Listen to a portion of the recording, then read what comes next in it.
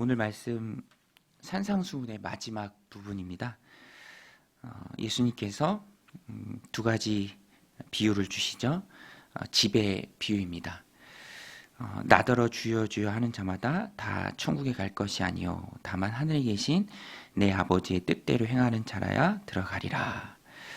그리고 22절에 중요한 말씀을 하세요. 그날에 많은 사람이 나더러 이르되 주여 주여 우리가 주의 이름으로 선지자 노릇하며 주의 이름으로 귀신을 쫓아내며 주의 이름으로 많은 권능을 행하지 아니하였나이까 하리니. 22절 앞부분에 보면 그날에라고 되어 있죠. 그날에. 그날, 심판의 날이죠. 인생이라면 누구나 다 이 그날이 있습니다. 그 날이 없는 사람은 없죠. 언제고 하나님 부르실 때가 있다라는 것입니다. 그 앞에 서야 하고요. 그때 주님의 심판이 있습니다.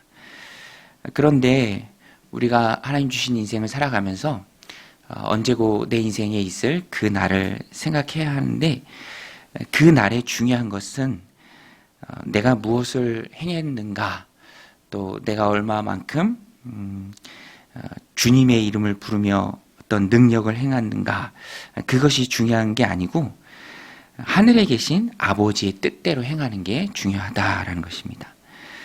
귀신을 쫓아내며 선지자 노릇을 하며 주의 이름으로 많은 권능을 행하지 아니하였습니까? 라고 말할지라도 23절에 보면 주님께서 밝히 말씀하신다라고 되어 있죠. 23절에 보면 그때 내가 그들에게 밝히 말하되 내가 너희를 도무지 알지 못하니 불법을 행하는 자들아 내게서 떠나가라 하리라. 내가 주님의 이름으로 선지자 노릇을 하고 정말 많은 권능을 행하고 귀신을 쫓아내지 않았습니까? 라고 한다 할지라도 주님께서 입으로만 주여 주여 불렀다면 내가 너희를 모른다 떠나가라 라고 말씀하신다는 것입니다. 이제 그러면서 24절부터 27절까지 반석 위에 집을 지은 사람과 모래 위에 집을 지은 사람의 비유가 나옵니다. 그러니까 이 말씀이 연결되어 있는 것이죠. 그래서 하나님의 뜻이라고 하면은 하나님의 뜻이다라고 말하면 그것은 이 본문에서 말하는 하나님의 뜻은 예수 그리스도를 말합니다. 예수 그리스도를 믿고 하나님의 자녀가 되어 하나님 주신 인생을 살아가는 그 인생이 바로 하나님의 뜻을 행하는 인생이죠. 뒷부분에 나오는 그 집을 어디에 짓는가, 두 사람이 나오는데요. 중요한 것은 평상시에는 문제가 없어요. 평상시라 함은 앞부분 너희가 하나님의 뜻대로 살아야 한다라는 그 말씀과 연결해서 보면 평상시라는 것은 이 땅을 살아가는 동안입니다. 이 땅을 살아가는 동안에야 큰 문제가 없죠. 근데 오늘 본문이 말하고 제가 말씀드렸죠. 그날이 옵니다. 그 날이 바로 비가 나고 물 나며 홍수가 나고 비바람이 부딪히는 그때죠. 그때에 그이가 그의 인생을 어떻게 살았는가, 어디에 자신의 인생의 집을 세웠는가, 큰 차이가 납니다. 하나는 무너지지 않죠. 견고합니다. 그 날에라도, 심판의 날이라도 인생을 그리스도의 뿌리박고 세운 인생이기 때문에 오히려 그 심판 때에는 상 받는 날이고요. 칭찬받는 날입니다. 잘했다. 착하고 충성된 종아. 잔치에 들어가라. 라는 그런 칭찬이 있죠. 내가 행했던 그 작은 일 하나하나로 주님의 칭찬을 받고 또 인정을 받는 기쁨의 날입니다. 그러나 모래 위에 집을 지은 사람이 있죠. 25절부터 보면 비가 내리고 창수가 나고 바람이 불어 그 집에 부딪히되 무너지지 아니하나니 이는 주추를 반석 위에 놓은 까닭이요. 반석 위에 집을 지은 사람입니다.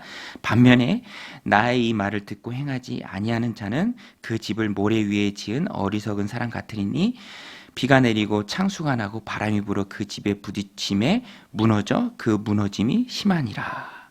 무너짐이 심하다. 주님의 말씀을 듣고도 행하지 않는 사람, 모래 위에 집을 지은 사람입니다. 그래서 그 날에, 즉 비가 나고 홍수가 날 때 무너질 수밖에 없다라는 것이죠. 여러분, 반석은 예수 그리스도를 믿는 믿음을 뜻하고요. 이 모래는 예수 그리스도 외의 것에 자신의 인생을 세운 사람을 말합니다. 상황, 어떤 조건, 사람의 시선, 내 마음의 변화, 세상의 가치, 거기에 따라서 집을 지은 사람을 말하죠. 모래 위에 집을 지은 사람입니다. 그러면 흔들릴 수밖에 없다라는 것입니다. 우리 수요일 날 말씀 함께 나눴죠. 창세기 50장에 보면 야곱이 죽은 후에 요셉의 형들과 요셉의 모습이 나옵니다. 요셉의 형들은 아버지의 그늘이라는 곳에 자신들의 인생을 세웠던 것 같아요. 그래서 아버지가 죽고 나니까 요셉이 두려운 거예요. 지었던 죄도 생각나고 요셉이 어떻게 할까? 복수하진 않을까? 안갚음하지 않을까? 그래서 요셉에게 막 사람을 보내기도 하고 가서 엎드리기도 하고. 그런데 요셉은 그 형들을 대하면서 가엾어서 눈물을 흘리죠. 내가 하나님을 대신하리까? 형들이 내게 악을 행했지만 하나님이 그것을 선으로 바꾸셨습니다 라고 고백을 하고, 염려하지 마십시오, 두려워하지 마십시오, 내가 형들과 형들의 자녀들도 다 기르겠습니다 라고 말합니다. 극명한 차이죠. 상황과 조건, 환경, 또 아버지의 그늘이라는 것에 뿌리를 내렸던 형들과 어떤 변화하는 상황이나 환경과는 상관없이 하나님께 뿌리를 내렸던 요셉의 인생을 잘 보여주고 있습니다. 그래서 요셉은 신분은 막 변하지만 하나님을 향한 그의 믿음, 그의 인생은 변하지 않죠. 그래서 무너지지도 않습니다. 오늘 이 말씀이 우리에게 주는 분명한 교훈입니다. 예수님을 믿는 믿음, 그리스도를 믿는 진정한 믿음, 이게 없다면 아무리 권능을 행하고 아무리 내 인생이 다른 사람들 보기에 훌륭하다 할지라도, 체험을 많이 했다 할지라도, 여러분 가룟 유다도 예수님의 제자였죠. 체험은 많이 했습니다. 그러나 그 믿음의 뿌리가 주님께 내지 못했을 때 변화하는 환경 가운데 무너지고 말았다라는 것입니다. 능력은, 체험은, 경험은 믿음 외적인 것이고요. 진짜는 예수 그리스도를 믿는 믿음이 중요합니다. 그래서 오늘 본문에 보면 28절 29절에 나오죠. 예수께서 이 말씀을 마치심에 무리들이 그의 가르치심에 놀라니 이는 그 가르치는 것이 권위 있는 자와 같고 그들의 서기관들과 같지 아니함일러라. 예수님이 가르치신 그 권위는 진실함에서 나옵니다. 서기관들은 진실하지 못했죠. 그래서 듣는 자들도 다 알 수 있었습니다. 오늘 예수님이 진실함으로 우리에게 말씀하십니다. 나에게 주여 주여 하는 자가 하나님 나라에 들어가는 것이 아니라 내 말을 듣고 행하는 자, 즉 하늘에 계신 아버지의 뜻대로 행하는 자야 들어가리라. 여러분, 누가 천국에 들어갑니까?